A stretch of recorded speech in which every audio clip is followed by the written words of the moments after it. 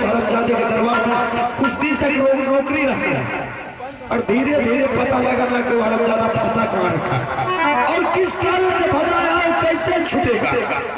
एक एक करके सुराग देंगे उसके अंदर से। उसके बाद जिस दिन मैंने बाबू रूम सिंह को छुड़ा लिया, साले को इतना मार मारेंगे दिल से गंगा बहा देंगे।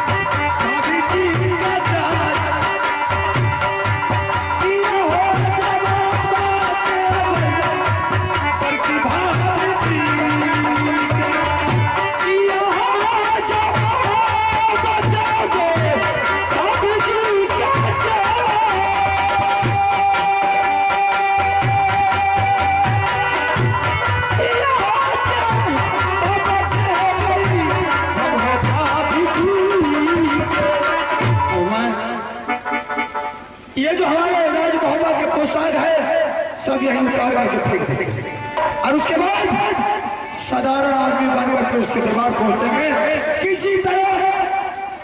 और अब ज्यादा मुझे नौकरी तो रख ले, उसके बाद हम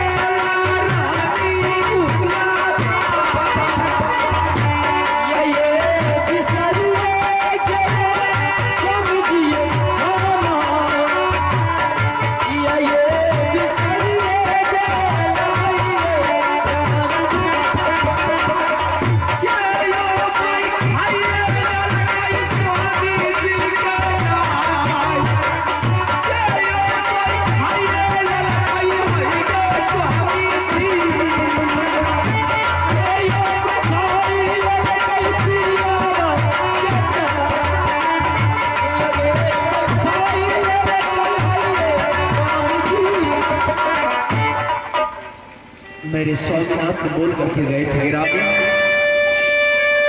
मैं अवश्य आऊंगा, लेकिन एक हफ्ता से ज्यादा गुजर गए हैं, मेरे स्वामीनाथ का कोई आता पता अभी तक नहीं लगा। मेरे स्वामीनाथ ने बोल करके गए थे रानी मैं जा रहा हूं, आंगन में तुलसी का चौरा है, उस तुलसी के पेड़ पर तुमने जल ढाला, जब तक वो तुलसी हरा भरा रहेगा तब तक समझ जाना कि मेरे स्वामीनाथ मेरे मांग का सिंदूर ढूंढा, जिस रोज तुलसी आ जाएगा उस रोज रानी समझ जाना कि स्वामी मारा गया। लेकिन आंगन में तुलसी का चौरा, तुलसी तो बिल्कुल हरा भरा नजर आ रहा है, लेकिन स्वामी जी को कोई आता पता नहीं है। या भगवान या बात मैं किसको बोलूंगी?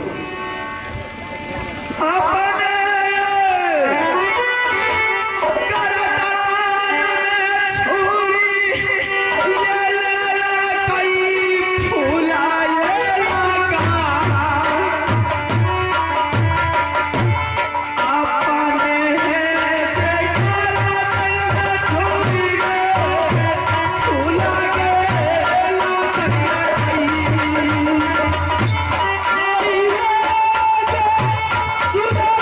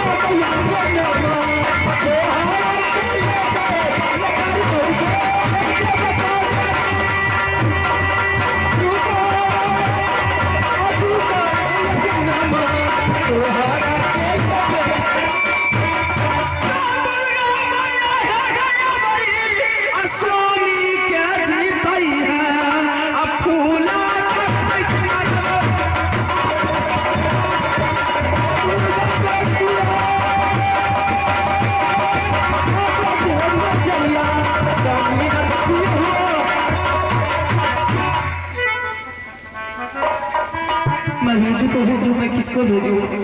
ठीक है, मैं बेटा इंदर सिंह को दलका कर भेज रही हूँ। अपने चाचा जी का पता लगाने के लिए अवश्य जाएगा। वो पता लगा करके अवश्य आएंगे।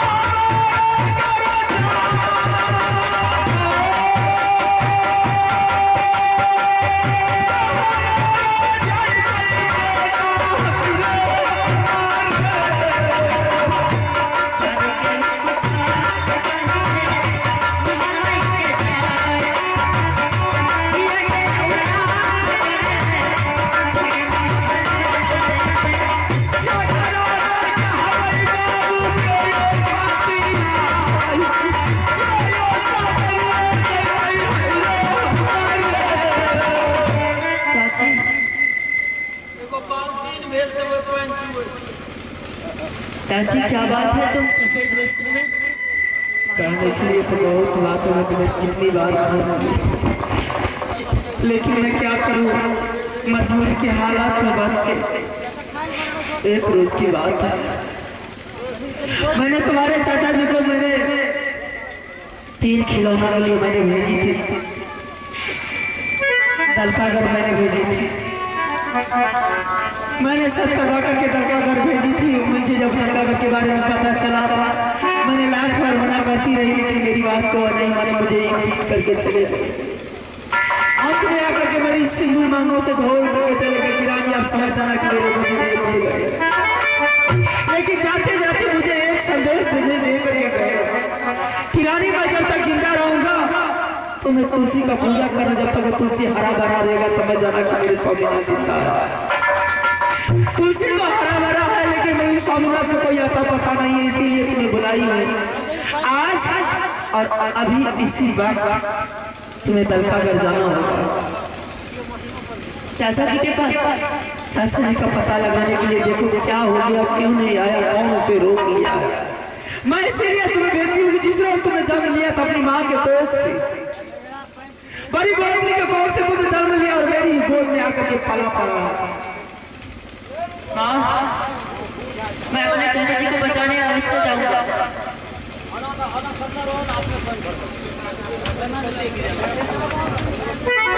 चाची,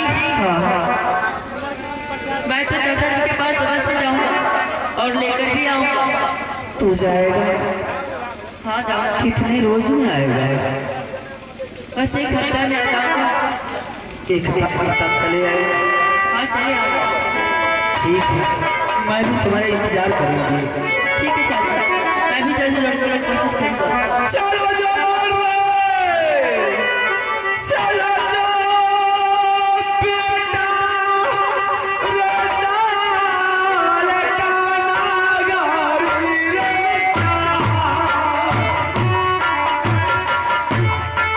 आसान ही कोई है पुराने चाची फूला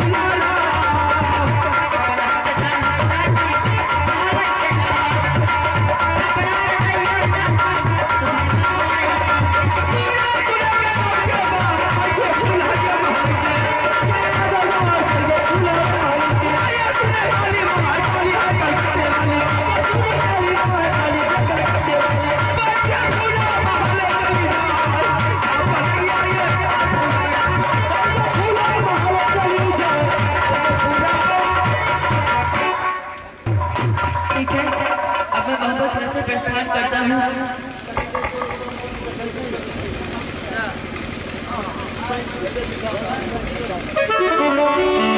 चला दीवाना इंदाला बबुआ यहाँ के बैठा हो यहाँ बबुआ चला दीवाना इंदाला बबुआ यहाँ के बैठा हो छोड़ा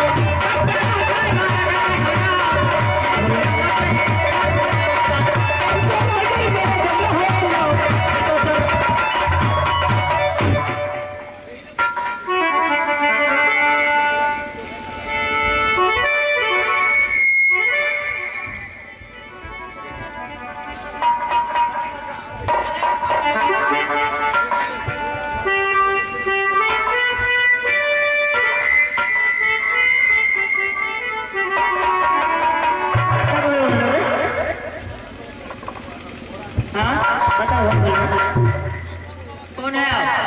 आपका घर कहाँ है? हमारा घर तो यहीं पर है। आप कब आ गए? हाँ, ये कौन सा राज्य है? दरगाह है। ओह, दरगाह है। हम यहीं पर आए हैं। क्या चीज लिए? काम है हमको। कौन कौन? यहाँ का राजा कौन है? हाँ अच्छा, हाँ बड़ा राजा का है। बताओ।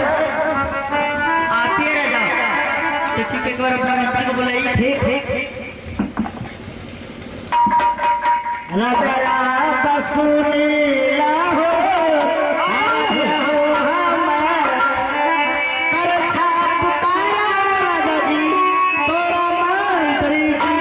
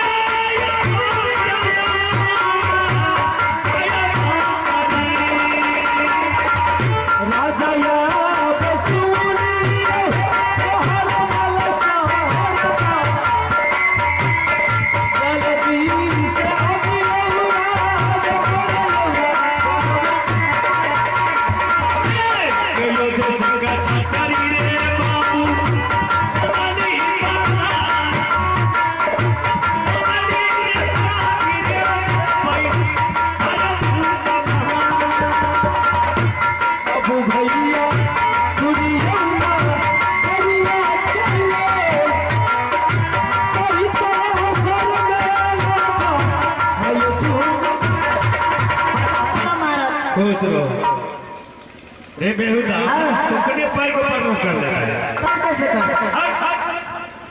अगर कोई राजा मौका आ गया अपने दरवाजा पर अभी बता रहा हूँ दोबारा नहीं बताएंगे अगर कोई राजा महाराजा आ गया उसको प्रणाम कैसे किया प्रणाम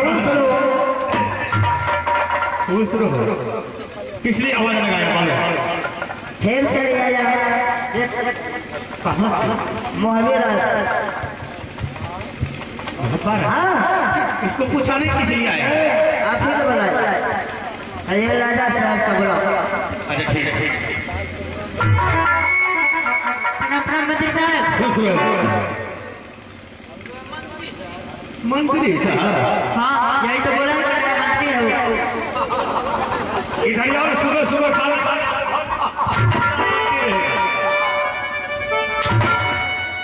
कौन है मंत्री कौन है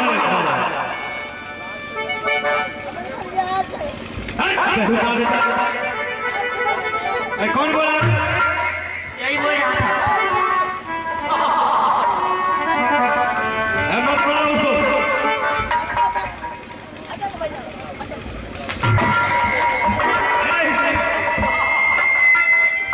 इधर यार किसको पर भरोसा रुपी उड़ा देना हाथ से तुम्हारा घर कहाँ है मेरा घर महाराज मेरा घर मोहब्बा किला है। महबा किला हाँ पिताजी के नाम आला सिंह चाचा जी के नाम रुदन सिंह तुम्हारा क्या नाम है मेरा नाम रुदन सिंह है। किस लिए आया है लड़का घर किस लिए महाराज मैं जिस काम के लिए आए हैं अगर वो काम पूरा होगा तो बहुत बहुत मेहरबानी जरूर कर देंगे पूरा मान भर कर देंगे कर देंगे महाराज। बोलो मैं अकेला इतना दूर से आई हूँ आपसे कुछ नहीं बस खिलौना लेने के लिए। खिलौना हाँ खिलौना तो कई प्रकार कोई ना बताएगा नाम तो हाँ नाम बताना है। बताओ उस खिलौना का नाम है खिलौना का नाम है चंदन चरखा बरवन बचा बचा खिलौना। वही सामान के लिए यही सामान ऐसा करो ना चाय पीने दो तब तीनों सामान लेना नहीं हम चाय नहीं पीते हैं।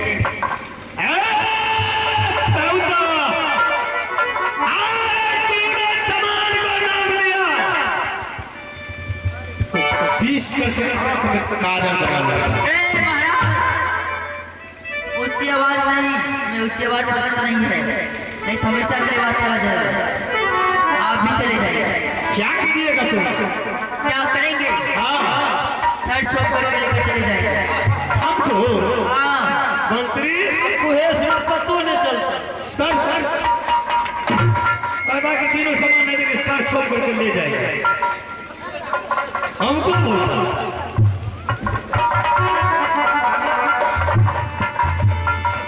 ऐसा करो तीनों सामान नहीं मिलेगा अच्छा नहीं मिलेगा नहीं किस शर्त पे मिलेगा सामान मैं बिल्कुल तैयार हूँ। पैसा पर नहीं मिलेगा सामान तो नहीं मिलेगा नहीं मिलेगा नहीं लेकर जाएंगे कैसे नहीं मिलेगा मैं एक बार बोल दिया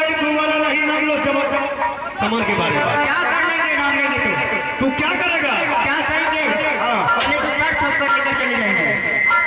सर छोड़ कर तो कोई ले जाएगा। हाँ। अरे बेहुदा, अरे बेहुदा हम ही चले जाएंगे।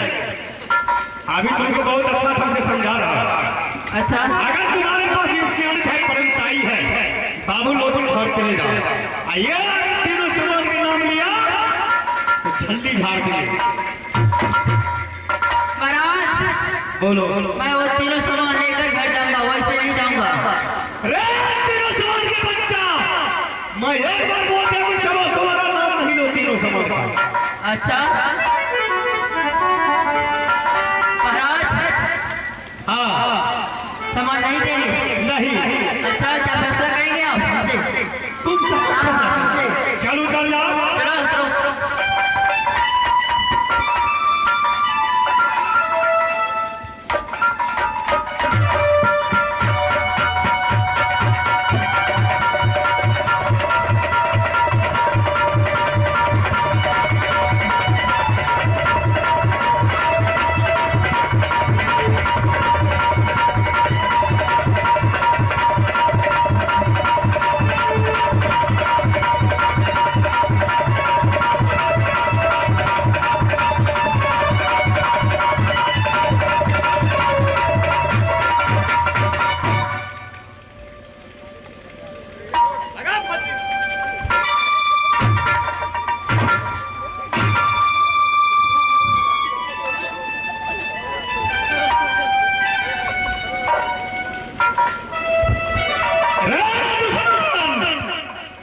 जिसका बाप कभी कीर्तन न गाया, उसका बेटा चला कवाली सोने के लिए भरत सिंह को।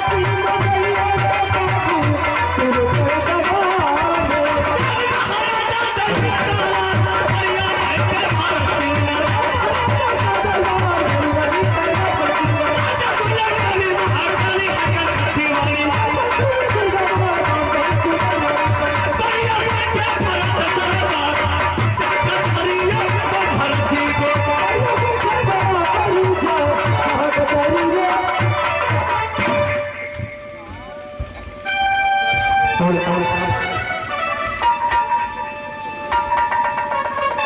सीबीआई जब तक नहीं बनेंगे तब तक वो हरमजादा पार नहीं पाएंगे। अब यहाँ से फिर दोबारा भगत सिंह के ही दरबार जाए और धीरे धीरे पता लगा। जब बेटा हाथ आ गया साले इतना मार मारेगा झल्ली झाड़ देगा।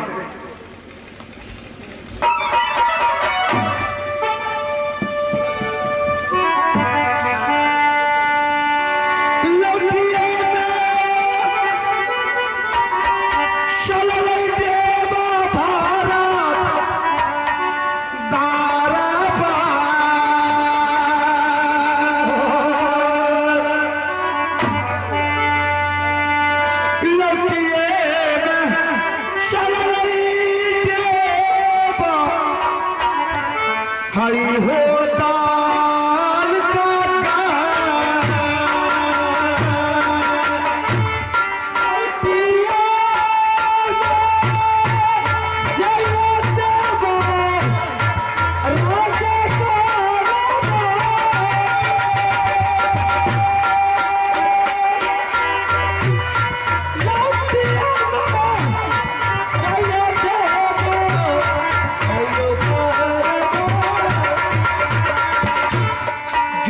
बाहु गली भैया हर तार गारू गली भैया हर तार गारू गली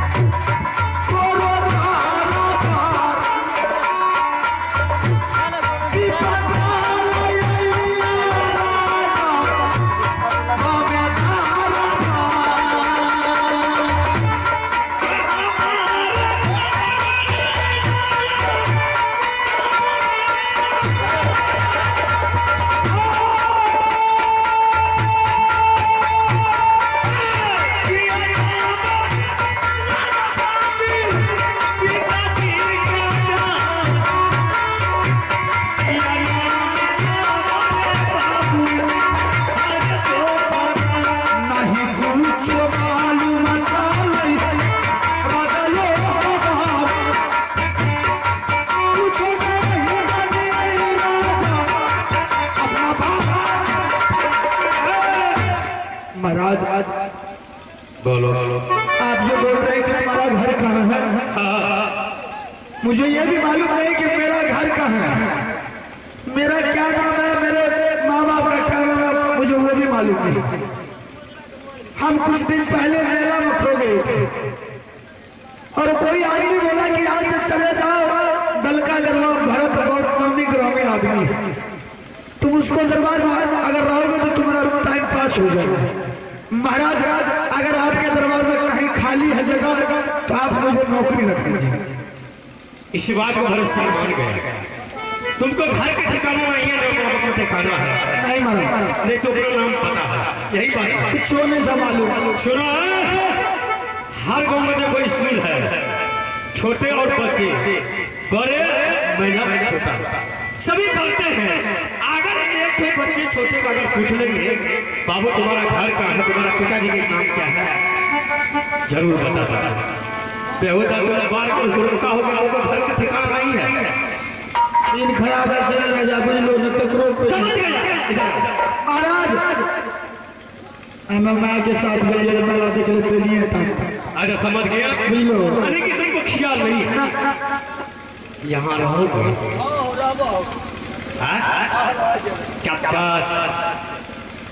तो कैसे रहेगा? राजा तो हंसे छो ना, खूब लगे छे दया दे से। अरे हम तुमको सब कुछ स्वागत करेंगे। महाराज जे काम वो सब काम करबो, माल डाल के जे भी करबो, गोबर उठवेले रानी के गोबर उठवे सब। तू पहले नाम सुन ले, ये अगर भरत सिंह के पास रहेगा जी, अगर तुम्हारे पास अगर कलजा है तो वही रहेगा। कलेजा में ठीक है रहेगा ना? हाँ भागेगा तो नहीं ना? काम के डर से भागेगा ना, वो काम दीजिए का वो सेम कर दो। मेरे पास दो कैदी हैं, वो कैदी को सुना सांप फट्टा चलेगा उसके बदन पर, बताओ। फटा करने के लिए भैया उसके बदन पर फट्टा दौड़ना है, उसके बदन पर कोर्रा चलाना है सुबह शाम। अगर मंजूर है रहो, या अगर मंजूर नहीं है तो किसी छतरी के पास चले जाए। तो सुनो महाराज, हमें नेक आदमी के दिया पुता से मिल लो, रात चौहार के नीचे हमरा मारे पीटे से अलग रखो, हमरा मारे नहीं आवे छे। गोबर कर सीजिए का वो सब कुछ कह दो, लेकिन मार पीट से हम दूर रहे। अरे वो कैदी को दूर भलाई नहीं किया, एगो छोड़ दो है। अगर वो कैदी को पिटाई किया तुमको तनख्वाह कितना देंगे? 35। दूसरे काम में पेट बढ़ा दो, दूसरे ये भरत सिंह का दूसरा और तीसरा काम नहीं है, वो कैदी सेवा छोड़कर मार पीट वाला। हाँ देखो मारे पीटे हमरा नहीं आवे छे, अगर सिखाइबो तब मारना चालू करो, तो उस चीज के लीड नहीं छोड़। अब ये सिखा देंगे नहीं हो जना का वो तना उस चीज के हमरा लीड उखाड़े के ढंग नहीं छे। क्या वहाँ बात कर, मजाक करना फिर चालू कर दिया। मजाक करो, हमरा कोनो साइड छोड़। सुन, बता दिया ना कोरा मार करके। राजा साहब और मंत्री एक कुर्सी लगाओ। जी हो रे, मेरा दरबार में आवाज अच्छा दोनों आदमी सुन लो, मन लगा। अच्छा तबाया कर हमारा छोटा बापर तो हेबे करे छे। राजा के दरबार में मोर नहीं लगा लेता है ना, मंगा लग सार डंडी और अच्छा तबाया अच्छा नया मंत्री के शुभ अवसर पर मिले।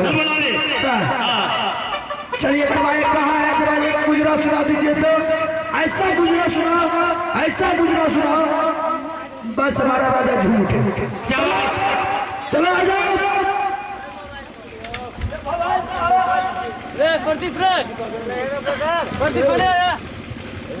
लीजिए ऑपरेटर साहब, 10 मिनट की एंजॉय छोड़ लोग का फिर बात करते। मंत्री जी सुनो न पहले, हमको पास में उधर हमार नाम नहीं कहलो अरे बदल बढ़ा देंगे तो क्या लगता है? नहीं तो है तो कैसे बदल बढ़ा दे तो दे झिड़झिड़ा जाए बेहुदा मारेंगे। अच्छा नाम की रख लो तुम्हारा नाम क्या रखेंगे? तो थोड़ा सा नहीं रखो हम अपना से नाम क्या नाम रखेंगे?